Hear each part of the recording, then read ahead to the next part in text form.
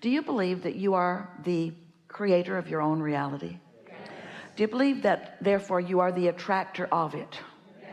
And so as you are a vibrational offerer and therefore a vibrational asker and then a vibrational getter, our question to you is, are you getting what you want? And if you say sometimes or no, then what you are experiencing is sometimes being in the receiving mode of something either less than you want or in the receiving mode of flat out things you don't want, which means, oh, it's so simple once you put it this way. It means you have, maybe by default, maybe unconsciously, meaning you're not aware of what you're thinking, you just sort of do it out of habit.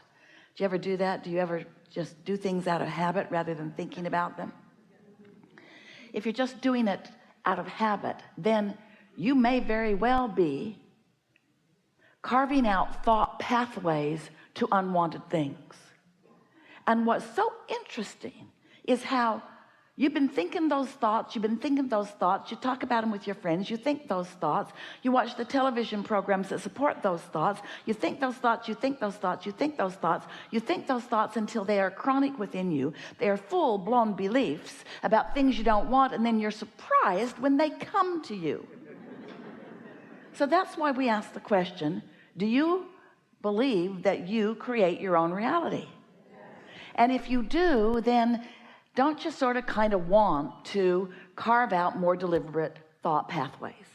Don't you want to make the things you want able to find you more easily? Don't you want to light up about that rather than about the opposite? Which makes us want to ask you another question. What influence are you under? Are you under the influence of your inner being? Because if you are, then you want to feel good and mostly do, and therefore are in the place of opening thought pathways to what you want. But if you're under the influence of what is, of how it is, of something that's bothering you, then we get it. It feels logical that you ought to be able to point out that something is really screwy about that. And you certainly can. Just don't make it your life pattern. Point it out and then take the bounce, because when you know what you don't want, you know what you do want. So you could very well say, I don't want that. I sure don't want that. I really, really don't like that. That is disgusting to me in all of these ways. I don't want that. Throw a fit, but don't let it last too long. I don't want that. And in that, knowing what you don't want, you are launching rockets of desires about what you do want, because every subject is two subjects. And the intensity with which you don't want something is the same intensity with which you do want what's on the other end of that stick. Once you carve it out, once you isolate it, once you identify it, and once you launch the rocket of it, which you're doing all day, every day, your inner being becomes the vibrational equivalent of what you've asked for. And when that happens, then on your behalf, a huge vortex of attraction begins to happen on your behalf as cooperative components are gathered in the beginning phases of the creation of what you have asked for, and all of its subtle nuances that you keep carving out all day, every day. Ooh, it's huge. It's so big, and it is so wonderful, and it is what the expansion of the universe is all about. So there it is.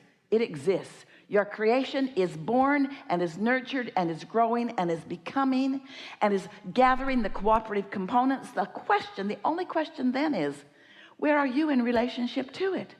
If you're frisky and happy and feeling really good, then your vibrational frequency is about that. And there's not much resistance in your experience, in your equation. And then it's likely that every day, many moments of the day, you will receive impulses, feelings to move and act, impulses to think about things.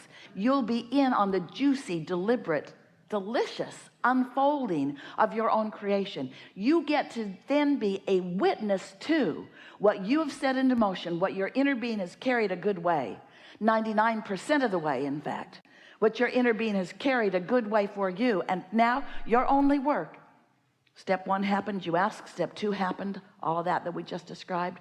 Step 3 is you got to be in the receiving mode of that, not in the receiving mode of more of the absence of it. And how do you know when you're in the receiving mode? You feel good. You feel satisfied. You feel eager about it. How do you know when you're not? How do you know when you're opposing your own desire? Not just your desire. Think about how much has happened that you're opposing. You're not just opposing a simple little idea of something. Oh, I thought I wanted it, but it's not like that. You're opposing the entire universal forces that are orchestrating on your behalf. You're opposing something so big, and that's why you feel so bad when you do it. Now you know everything we know that matters. Now you have the operating tools to create your own reality in the way that you want it to be.